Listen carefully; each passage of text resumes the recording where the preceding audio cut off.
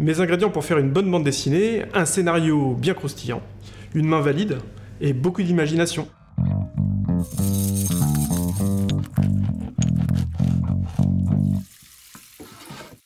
Alors pour faire une bonne bande dessinée, avant tout j'ai besoin d'outils. Alors des outils classiques, bien sûr, crayon, gomme électrique en l'occurrence, et aussi des outils que j'ai pas pu apporter là, qui sont cachés dans la cuisine, qui sont un ordinateur et une tablette graphique, ainsi qu'une table lumineuse rétroéclairée.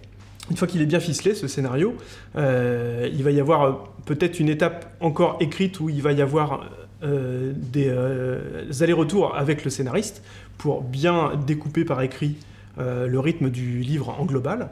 Ensuite, moi, je vais passer, donc, avec du papier, autre outil important du dessinateur, ça va de soi, à l'étape de pré-découpage, voire de découpage, où, à partir du scénario, je vais faire des petits dessins en petit format.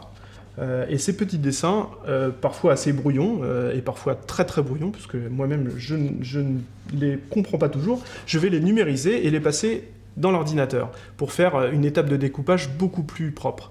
Et cette étape est donc faite à la tablette graphique.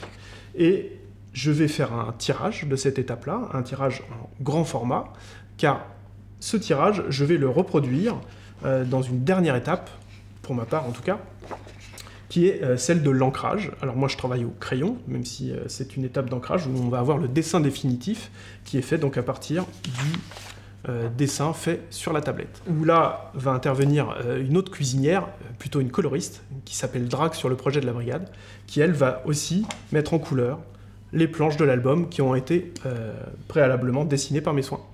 Et ensuite, on va regrouper ces 40, 50, 60 pages pour faire une bonne bande dessinée.